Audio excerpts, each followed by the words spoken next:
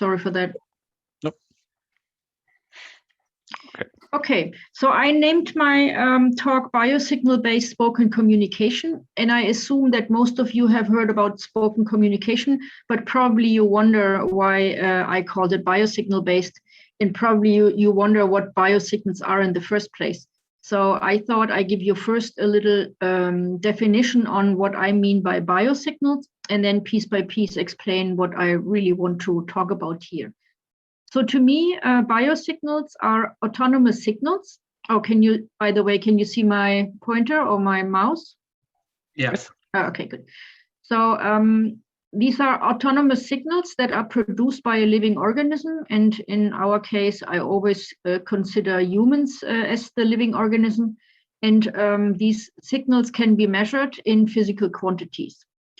And so what we need on the one hand, something we want to measure that is produced by a living organism. And so you see here the yellow blobs. These are all, I would call them human signals, and often you call them modalities. So we focus on speech as a modality.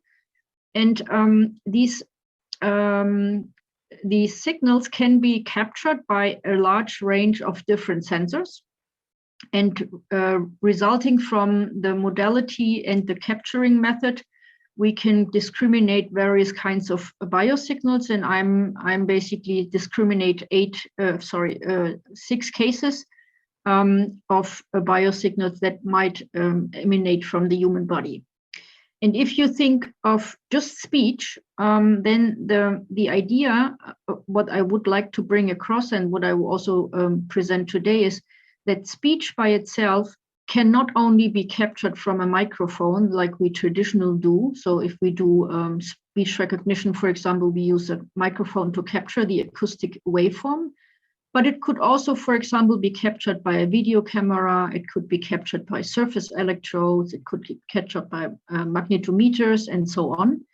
It's all about speech, but the capturing method is different. And also the category of biosignal is then correspondingly different. Okay, so what do we gain if we look at speech from this perspective? I think what we gain is that we can now consider a spoken communication process by looking at all the different signals that a human being is producing and emitting if he or she speaks. So I call them speech-related activities here.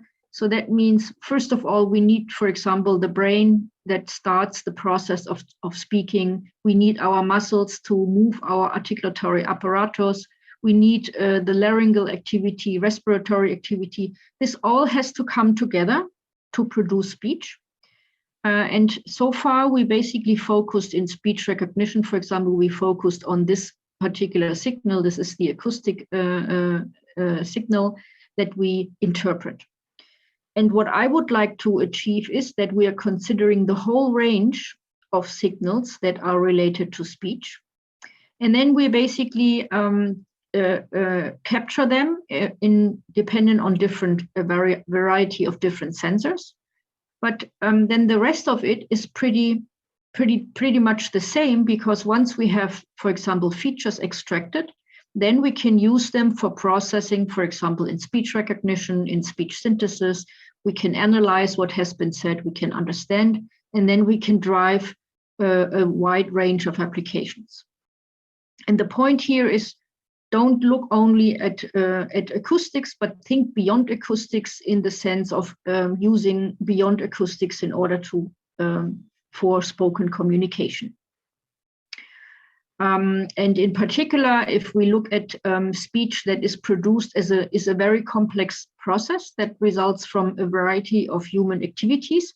So first it starts in the brain. So the brain needs to initiate the language and the speech planning. It needs to initiate which of the muscles have to be active in order to move the articulatory apparatus. And then we need a respiratory activity, we need the laryngeal activity, and all these gestures, which then finally create the acoustic signal. And that means that speech-related activities can be measured at each level of these gestures. So we can capture it at the central and peripheral nervous system. So we could use neural signals. We can capture it at the muscular action potential. So we use muscle activities, and we can also use speech kinematics. And this is what I mean when I talk about speech-related biosignals. All these biosignals relate to the activity of speech. Now, we are by no means the only ones who do this, or not even the first ones, quite the opposite. There is a large panoply of sensor technologies that had been applied to speech recognition, for example. So if we go from the lower part, so from articulatory activity, respiratory activity, you can see, for example, the work of Thomas Huber. He is combining a camera for the lip reading and an ultrasound probe for getting the tongue movement in order to do speech. Here, this is a stethoscopic microphone, which has been pursued, for example, by Nakajima to listen to almost or non-audible murmur. Then there are all sorts of different vibration or skin conducting technologies that had been pushed by DARPA, for example, for the warfighters. There are people who thought about radar very early on, and now it's also very fashionable. There is a certain bracelet done for the palatum in order to capture the palatal movement. This is done by Birkholz. So this is all on the lower end. Then if you look closely at the articulatory apparatus, there is the electromyography. This is from Jorgensen in our group, and I will go into more details about that. And then you probably know all the work on lip reading. So there are many groups who look onto the lips in order to try to find out what somebody said. And people, for example, who are deaf, they're using this technology. Even we as human beings without impairments, we are using this as a technology if it's very noisy. So we're looking at the lips. And then last but not least, there are people who look at the neural activity. And here we have, for example, something which is called ECOG, and I will go into more details about this. This is an invasive technology to read out the neural activity while we're producing speech. And the big groups here is Gerv Schalk from New York, Eddie Cheng from San Francisco, and then Christian Herf, who was in my group, and he now started his own group in the Netherlands. Then there are people who did microelectrodes. Here, the most famous one is probably John Bromberg and his advisor, Günther. Then there were people who tried EEG for speech communication. An early work from us. This was one of my students, and there's also work from Samura. And then there is near-infrared spectroscopy, which is basically shining infrared light into the cortex. We have pushed this initially, but as you may know, near-infrared technology is too slow for speech communication, so this is probably good for speech, non-speech detection, for example. So just to give you a brief overview what's out there already in this particular area. So one thing I wanted to bring home is to make you aware that we're really here working on shoulders of giants. So biosignals have been studied for decades to better understand the mechanisms of human speech processing. And all what we are doing is we're driving and trying to carve out that if we are looking at spoken communication on the basis of different biosignals than acoustics, we can probably open up completely novel applications and also gain new insights from the speech process. So as I said already, the traditional speech processing focuses mostly on acoustics, and we are in favor of also looking into alternative biosignals to overcome current limitations of speech processing. So one current limitation we may have is that we could reduce the delay of systems, because if we capture the speech-related activities prior they become airborne, we gain a lot of time. So if you, for example, look into the neural activity corresponding to speech, the neural activity is about 200 milliseconds prior to the actual airborne signal. So if you need to do something which gives instant feedback even prior to when the person has said something, then this is a good technology to look into. And I will give you some examples later where we are using this for our applications. The second, probably more obvious thing is that biosignal-based spoken communication, here we could capture speech-related activities even if no acoustic output is produced, either because people cannot produce or because they don't want to produce. So think about, for example, you're sitting in a library, then using speech processing is inconvenient because bystanders, they can hear what you say, and they're also disturbed by loud speech. And then, of course, there is also, it allows us to extend applicability of voice-driven technologies to otherwise mute people. There's, for example, a growing number of people who have laryngectomy. That is, they have the removal of the larynx, so they're not able to speak anymore, but they can still articulate without making noise. And that could be used in order to give them their voice back. So that's sort of the idea that biosignals different from speech open up new applications and also may give new insights. So in order to explain this better, I want to first give you a spectrum of different speaking modes that could be addressed with biosignals. So traditionally, we talk about what we call modal or normal speech. That is, we know our vocal folds are vibrating and we're making an audible sound and create a waveform that can travel through air. If we look at whispered speech, for example, there we have a much lower amplitude. So this is sometimes very difficult to capture, for example, by microphones. But then there is the class of what we call silent speech. And silent speech is where the articulatory apparatus is still moving, but the airstream is suppressed.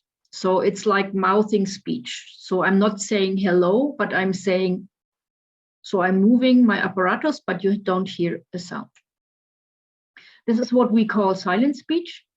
And if we capture the articulatory apparatus, we could still capture this silent mouth speech. And then there is another category which we call imagined speech. And this is like silent speech, but in this case, we don't even do any articulatory movement anymore, but we are just thinking about or attempting to say something without moving a muscle.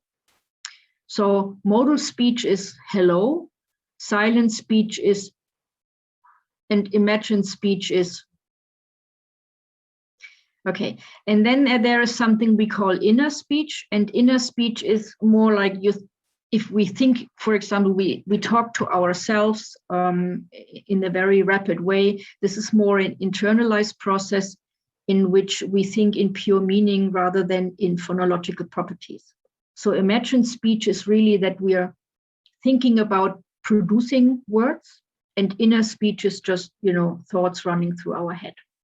And I'm telling you this because it becomes more important for the terminology for the next things I want to show you. Okay, so with this in mind, there are a lot of different applications that open up, and out of these applications, I want to focus on two. And the one is the mute spoken communication, that is communicating without making any sound or noise. And the second one is restore spoken communication, that is the building of voice prostheses for people who otherwise would not be able to speak. Okay, we start out by automatic speech recognition, and let me ask you, have you worked on or you know about speech recognition? I mean, working with Felix, not. I would assume so. No, well, I'm not so long here, so I think it's good to give some background. Okay. So the very old, prior to deep learning speech recognition process looks like that. So there is a person speaking. He or she is producing an acoustic waveform. that is in traditional speech recognition then captured by a microphone. So it's an acoustic biosignal which is sent out to the next component.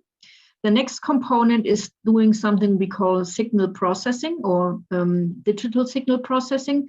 Basically, what it does, it captures it takes the waveform and creates something we call spectrogram. Have you heard of spectrogram? Yeah, this is known. Okay, good. Okay, so it's extracting features using and basically ends up with a spectrogram. Let's take it this way. And then you come into the box, which we call traditional automatic speech recognition. And here, what people usually did in the past, let's say up to 2010, we would create a so-called acoustic model, which is nothing but an empirical model which describes how typical sounds of a language sound like. So how does an A sound like, a B, a sh, and so on? How does that sound like? And sound like in terms of how does it look like in terms of a spectrogram or the features. Then there is another component which is called the dictionary. And here, each word of the language that we want to recognize is described as a concatenation of these sound models. So we have the sound models and we have a dictionary that tells us if we concatenate the model W and with the model E, then we get we. If we combine the model Y with U, then we get the word you, and so on.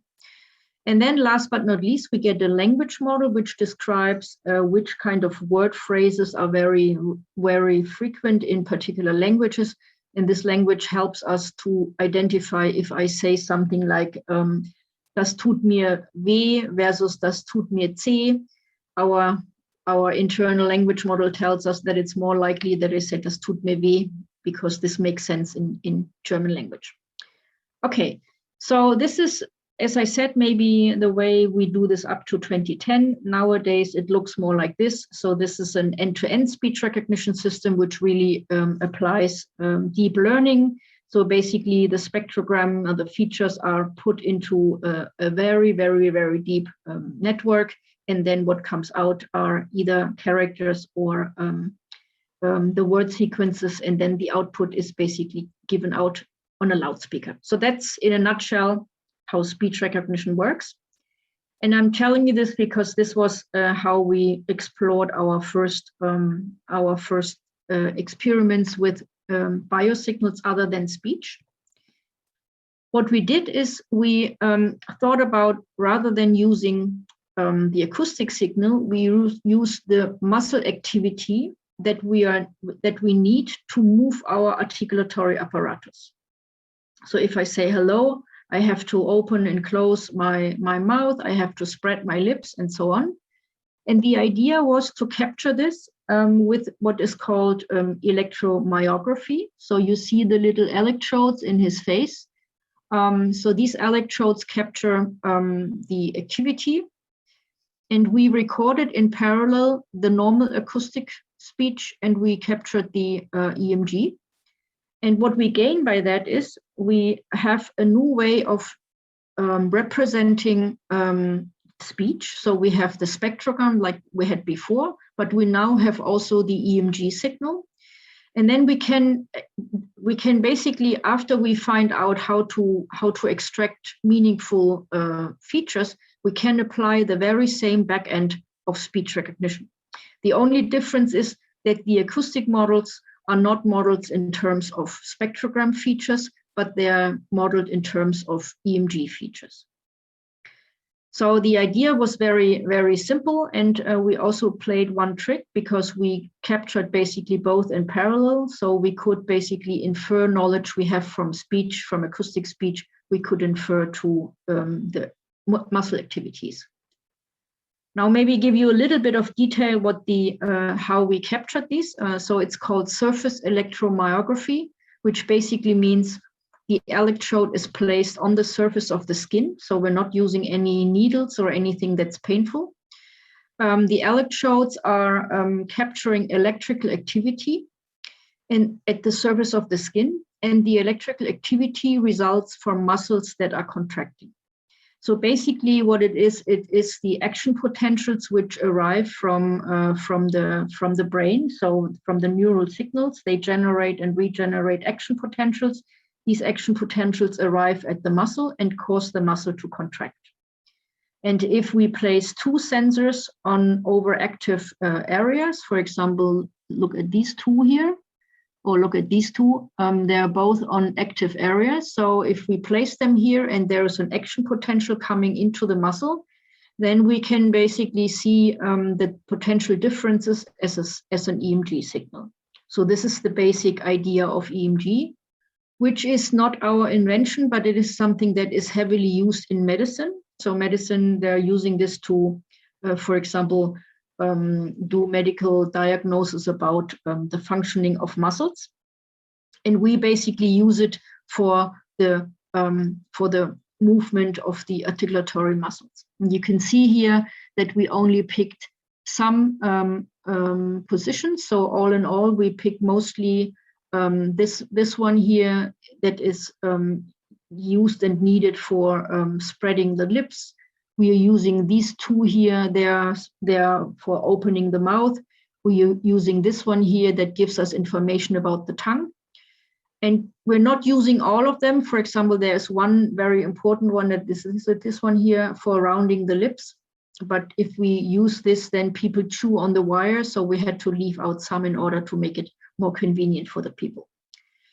So in other words, we have now a representation of speech, but we have it in terms of the activity of articulatory muscles.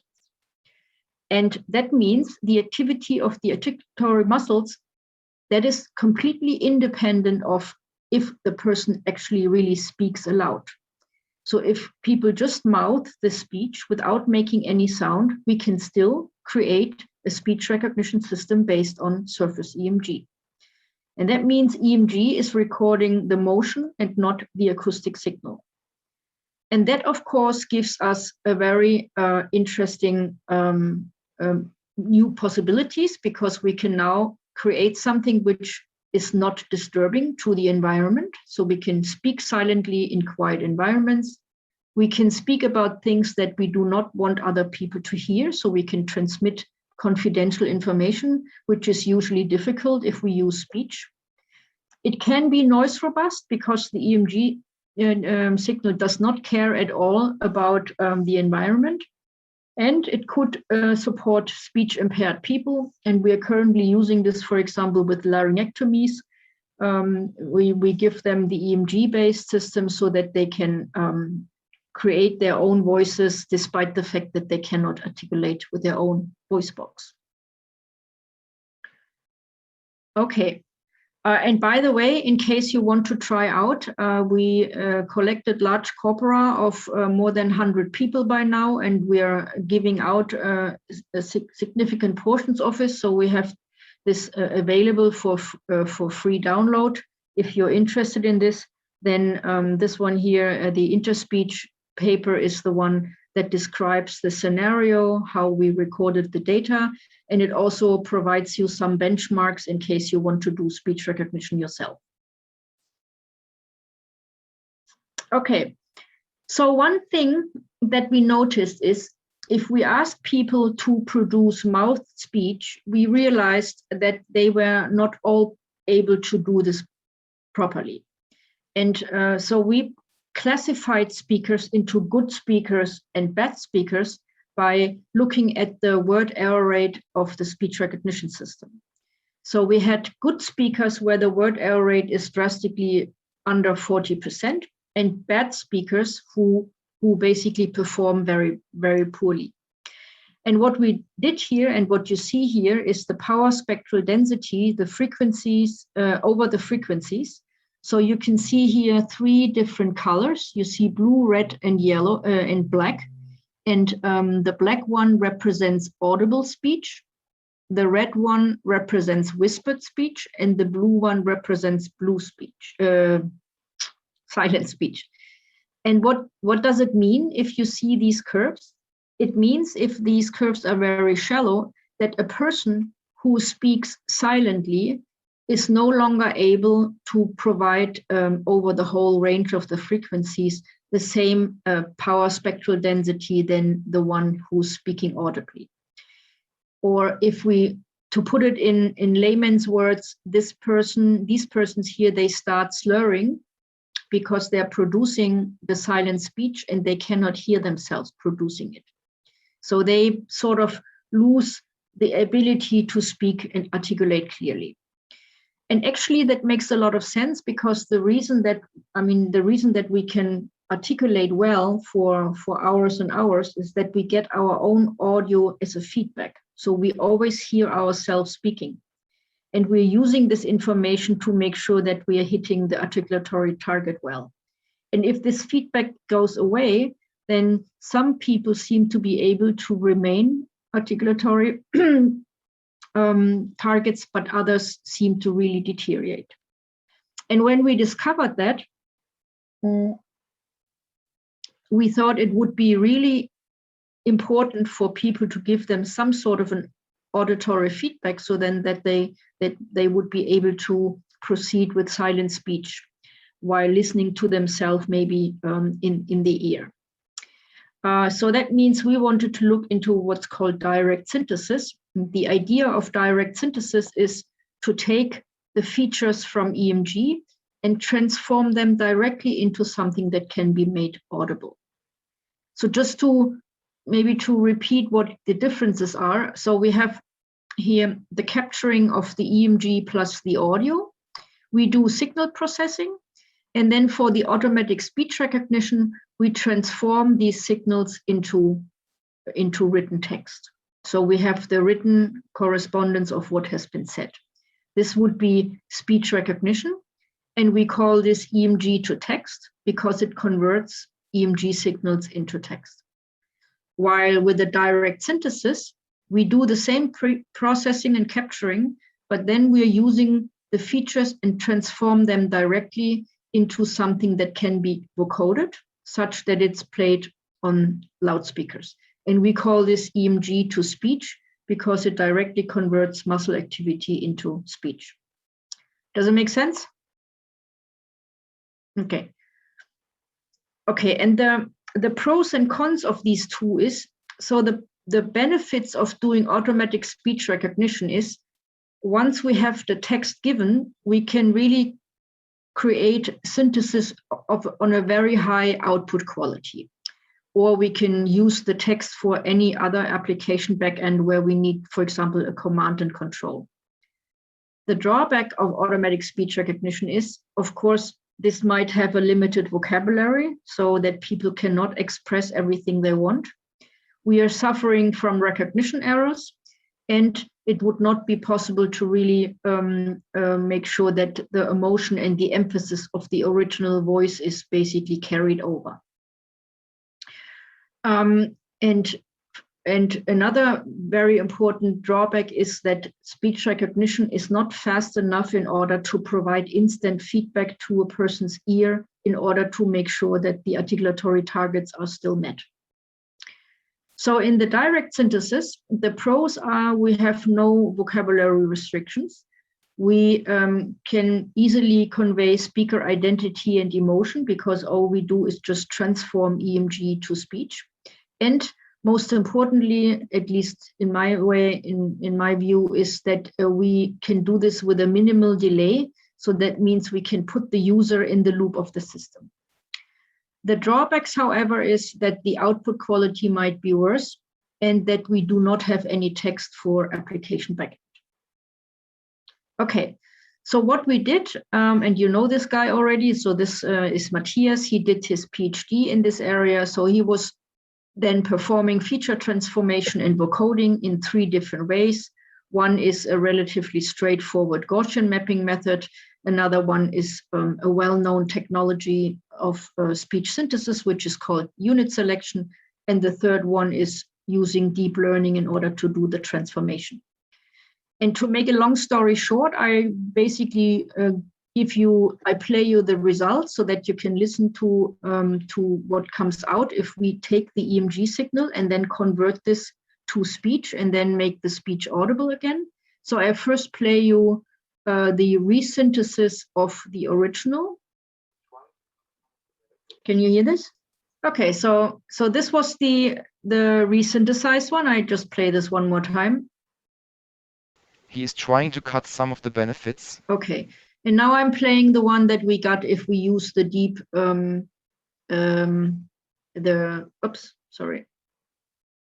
the deep neural network. He's trying to cut some of the benefits. The next one is the the Gaussian mapping. It's killing my mouse. He's trying to cut some of the benefits. And then we have, okay, you get the picture. It's getting worse and worse. But what is important is, so first of all, the DNN still gives, I think, an intelligible speech. He's trying to cut some of the benefits. Of course, I used the trick that I first played you the resynthesized version, so that you're already primed. And you see here the MOS scores. So you see that the resynthesis wins by far, but that it's still the DNN version seems to be the best choice among those we tried. And it's apparently possible to do a resynthesis of EMG, to do a feature transformation and then vocoding of EMG signals. That means we can even speak without making any sound and then resynthesize or synthesize what has been said from the muscle activity. However, this system here never managed to run in real time, and so it's not really useful for doing an instant feedback for the users. So they would first talk and then they hear the vocoded speech. And the next generation of students, that was Lorenz Diener, his task was to do what we call low latency EMG to speech. And here the idea was to do a real-time speech output so that a natural conversation would be possible and that the auditory feedback to the user would come at the same time the user produces the speech. And this is actually very difficult because, as you can imagine, we need to do feature extraction. Can you still see my mouse, by the way? Yeah. Okay. So we first need to do feature extraction, then we do the mapping, and then we do the synthesis. And this all cannot take more than 50 to 70 milliseconds, because if we do hear our voice delayed by more than 100 milliseconds, it really throws us off. So it's well-known fact that if we delay by something like 100, 150 milliseconds, people start to stutter because they cannot basically do both at the same time, listening to their own voice, which is delayed. Now, how to do this with less than 50 or 70 milliseconds, how to do all these processes. And here, in order to achieve this, we are using something which is called the electromechanical delay. And that basically is the delay from the moment we can measure the EMG signal, so the activation potential coming into the muscle, and the final movement and production of speech. So this delay is in the range of 50 milliseconds. And we are using the fact that we have the EMG signal earlier than the acoustic signal in order to create this closed loop system. By the way, the downside is I cannot see you anymore. So if you want something or ask questions, please please speak up. Okay. Okay, so this is a brand new system. This really works now in low latency and gives us completely new opportunities, because now we can put people in the loop and we can use the feedback as a human being in order to improve our own articulation such that the synthesis sounds nicer. So we have now people, they are producing silent speech, they're listening to what the system understands, and then they can alter their own articulation in order to make the synthesis better. And the other thing is also true. So in turn, the models or the deep neural network mapping can improve by using the user's input. And we did also, again, here we did a lot of data collection. And in case you want to try, you can also download this from our webpage. So here we have a database which enables you to pursue a quick adaptation of humans in this closed loop. Okay, so we started this work about almost 15 years ago, and ever since my real vision was that we would not only be able to do speech recognition from muscle activity, but my hope was that we would be able to do speech recognition from neural activity. Because after all, in order to get the muscles moving, there are the motor neurons who have to innervate the muscles. So if you think about it, if we would go higher up to the neural signals, we could even know more early when person starts speaking. And more importantly, if we would be able to decode neural signals, then not only silent speech becomes an option, but might also be possible to do imagined speech recognition.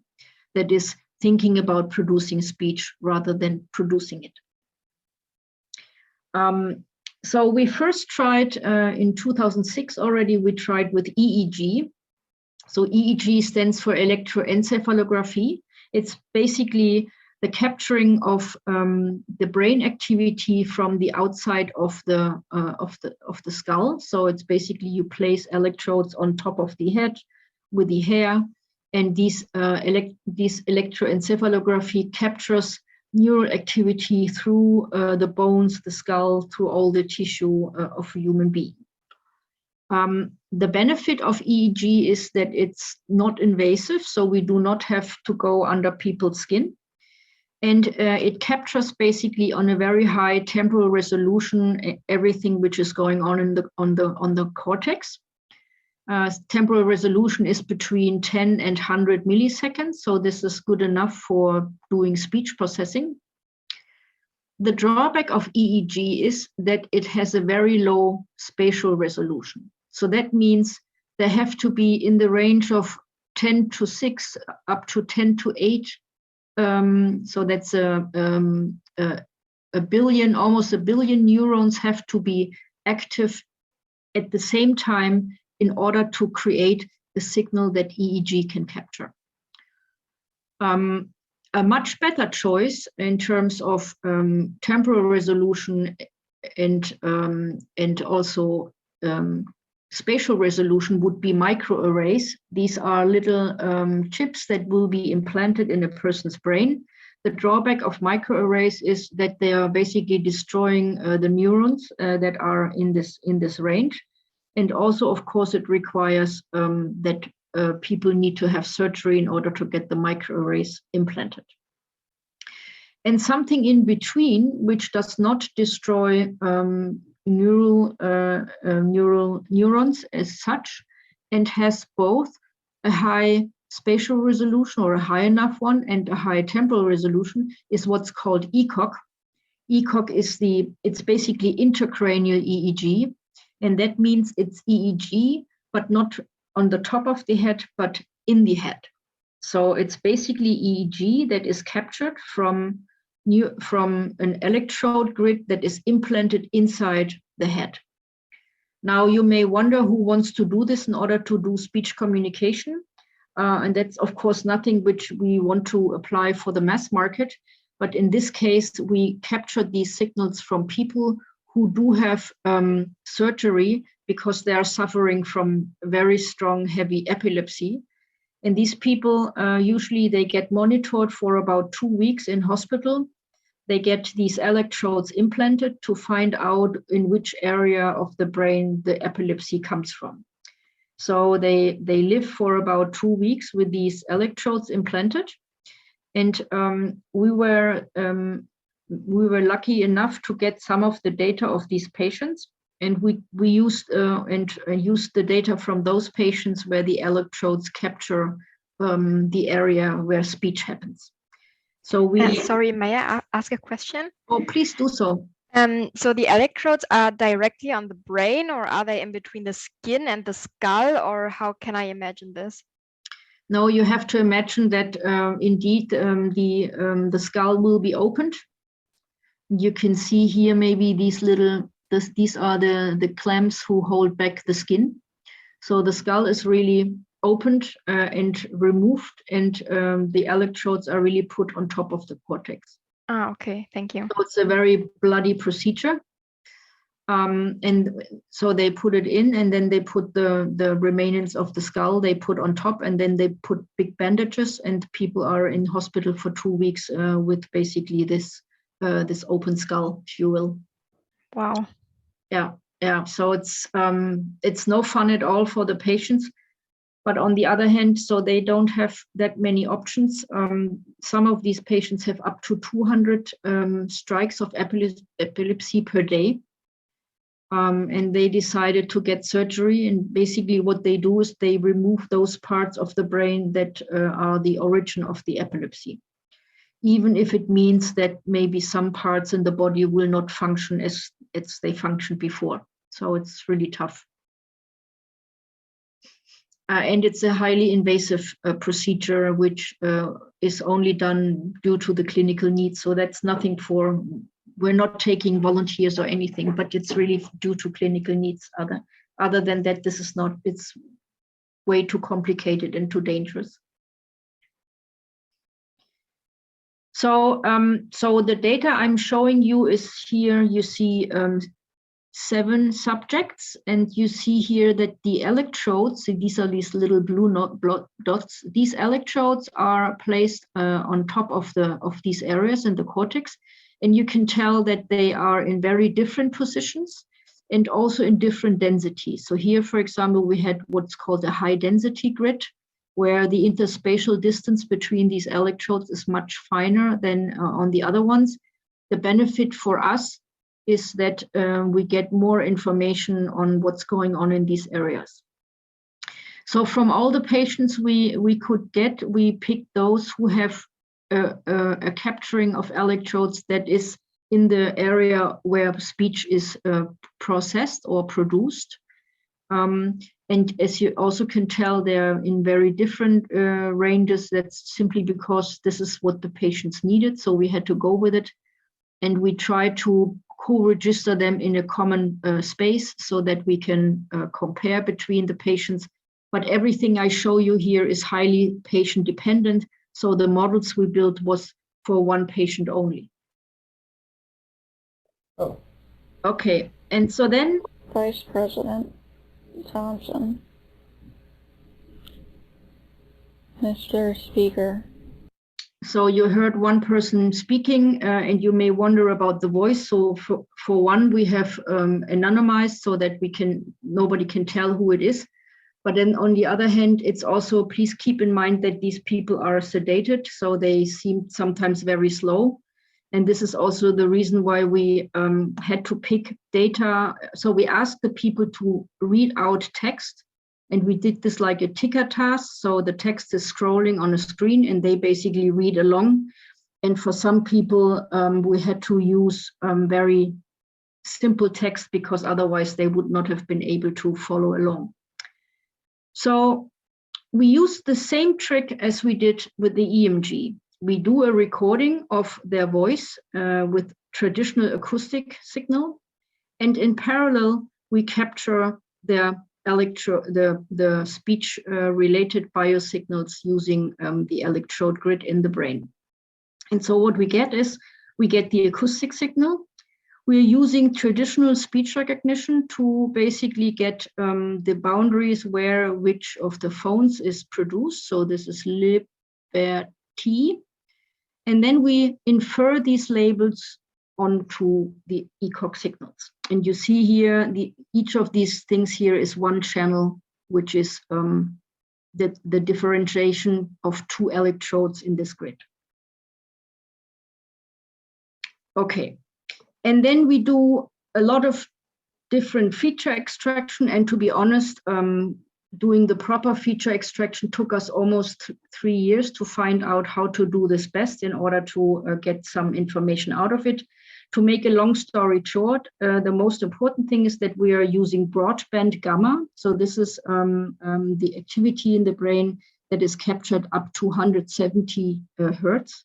And this is a range that we usually would not get from EEG because EEG is just too noisy. I will not give you all the details about the features, just as much that we basically have many channels, up to 120 electrodes. We are using intervals of about 25 milliseconds overlap and 50 millisecond length. And this is also a compromise because the temporal resolution of the ECOG. And then we are ending up after this feature extraction with about 900 dimensions. Oh, I see there's a chat. Okay, so there's, oh, sorry, I missed this question. There's one, I would like to ask if the electrodes have any second effects on the user's health. No, and this is the benefit of ECOG. So the ECOG electrodes is really... Tanja, now we still see a black, or at least I see a black square in the middle of the screen. The others too? Not sure. Now it's okay. Okay, thanks. Yeah. Okay.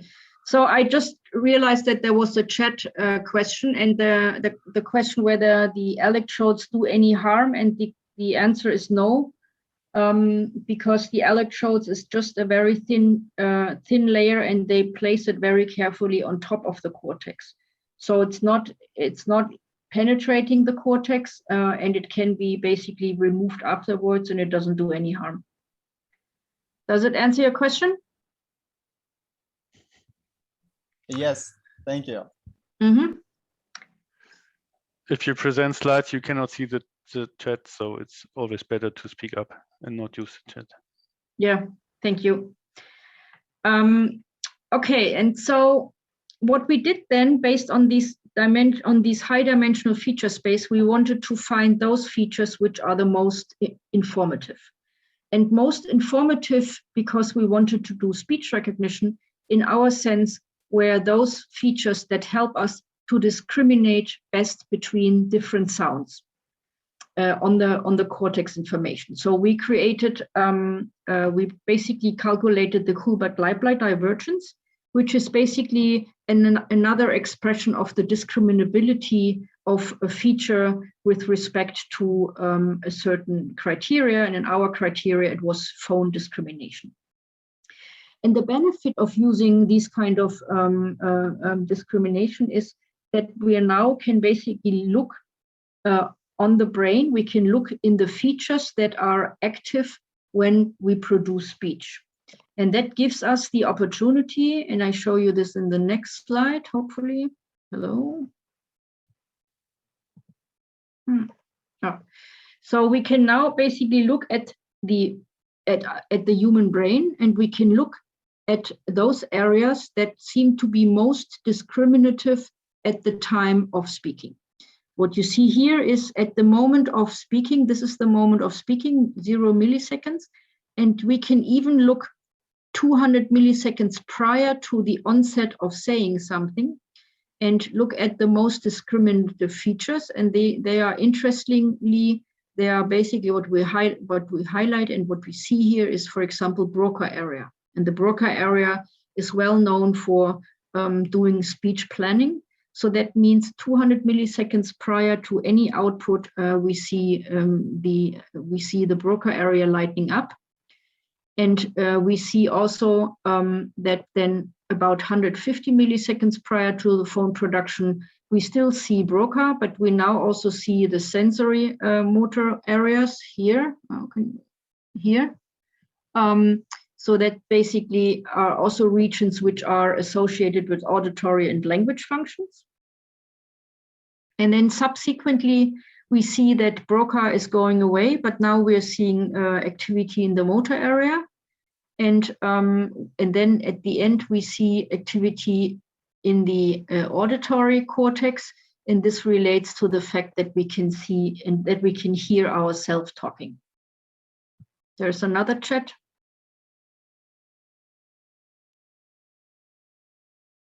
Okay, no, good. But I will have a question on this one. Please. Just to make it clear, you said, if I understood right, it was just a lucky thing that these ECOG electrons of the epilepsy patients captured the speech brain areas, right? So it was, yeah, okay, thanks. Actually, the people we are working with, they are doing many patients per year, and they record data for us if a patient has a montage of the electrodes that is interesting to speech and language. Yeah. Okay. Mm-hmm. Okay, and you know already this picture. So now we are doing speech recognition again, but this time we are feeding in the ECOG signal rather than EMG or the acoustic signal. Everything else is quite the same. And I show you. Always been committed, and to which we are committed today. So you heard a person, again, it's we anonymized, and you can also tell that the person is slightly slurring due to this sedation. So what we see here is we see the areas that are lighting up while producing the speech. And then you see on the right side the decoding with the probabilities, and then we can decode phones and we can decode words from simply looking into the neural signals. This has been, by the way, also presented by in Facebook's. I don't know whether you saw this. Facebook was coming out in now 4 years ago, giving the people the idea that this is very simple and that they will do this in 3 years from then on for mass market. So they were basically claiming that they could capture neural signals from the outside. So they wouldn't have to go into the brain, and then basically help people producing speech using their thoughts in a very rapid way. So far, they have not come up with this. And also, so in order to indicate that this might work, they showed our video. Unfortunately, they didn't tell that it's our video, but so what I liked is that they did a very professional outlook of it. So, what I didn't say yet is how good this works. And if you look at these numbers, so what you see is we have here the different, on the upper hand, we have the different participants. We have 7 participants in up to 2 sessions. And we give here the phone classification accuracies. The orange bars are the one if we would just feed in random ECOG signals, and the green bars are the ones if we use our brain-to-text system with the learned models. So there's obviously only for 2 patients we get very good results, and in particular patient number 7 gives us good result, and this is the one who had the high dimensional the high dimensional array for capturing the area which is very important for speech. So this is to some extent encouraging. But on the other hand, if you look at the right lower bars, so here you see the word error rates that we achieve. And this is very, I mean, if you compare this to, let's say, 3-4% word error rates for large vocabulary speech recognition, you notice that we are by far worse than the traditional speech recognition. So we are not at the point yet where we could claim that neural signal processing and decoding of speech is anywhere near the normal acoustic speech. But it is a possibility as a voice prosthesis for people who are, for example, locked in and can no longer move any muscle or cannot make any sound. Now, the very same thing I told you about EMG applies to ECOG. Getting instant feedback would be very important to the people, and getting instant feedback would mean that we could hear ourselves think, so to speak. And with this vision, we applied a synthesis approach, this time based on the WaveNet decoder. So basically, we used the broadband gamma activity. We created features from it, much that like I showed you before. We are using then the features to retrieve snippets from spectrogram. So we basically learn models and then we put them together on the audio waveform that is played back from the WaveNet vocoder. So the spectral features are basically transformed into audio by the WaveNet vocoder. This is not real time yet, but this gave really good results, and I play this to you.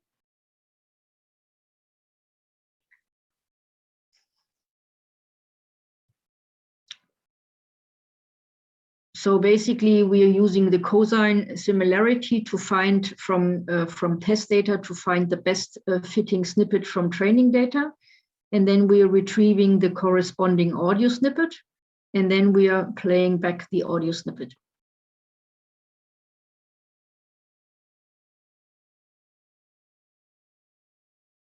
So it's a very crude synthesis, but it gives reasonable results.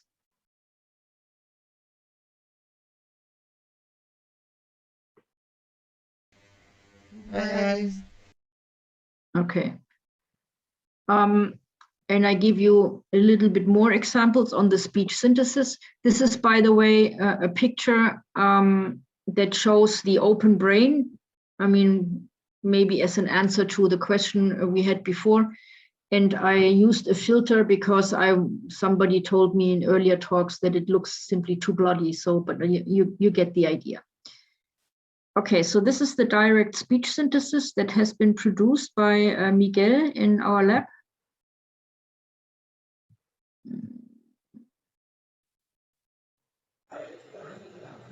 Waiting to start. You first hear the original voice, and then the neural signal synthesis. Garage, move, no, version, hit, yep, there, yeah. Okay. So you hear some of them work okay, but not all of them. And again, as I said, we first played the original voice and then we played the one that comes from the neural signals. Now this one was still not real time and low latency. And finally, this is from November this year, we managed to do this in the closed loop. So it's the same idea and even the same code that we're using from the EMG. And what you hear is the decoded speech with a latency of less than 20 milliseconds. And we are doing this for decoding audible speech, whispered speech, and silent speech.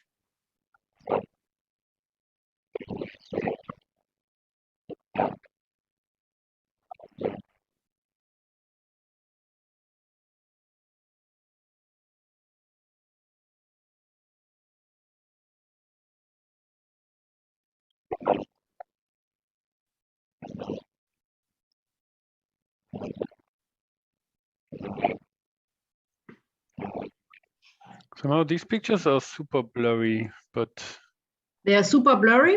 Yeah. Weird. Not really to be read what's, for example, on top of the picture. Okay. Okay, so on top of the picture, this one says this is. So now it's getting a bit better. Okay. But it's a different way, kind of blurry now, but it's still blurry. I think it was just that the internet connection was a bit überfordert by the animation. Oh, I see. Okay. Okay, so the idea is, again, like before in EMG, that the person is in the loop. So he or she produces speech and hears himself talking. And this way, people can now also modulate their brain waves in order to improve the synthesis outcome. And probably the one thing that you realize is that the brain activity looks different. And the reason is that we are not using ECOG for this one, but something that is called SEEG, stands for stereotactic EEG. And this is a less invasive procedure than the ECOG, because they are using depth electrodes, which are drilled into the head. So it's still invasive, but it's not, they don't have to remove the whole skull in order to do so. Okay, maybe I stop here. Just maybe one more thing, in case you're interested in these technologies, there's one survey that we created about 3 years ago that gives you an overview of all these different biosignals that can be used for speech processing, and also introduces in some of the applications that are driven doing this. Okay.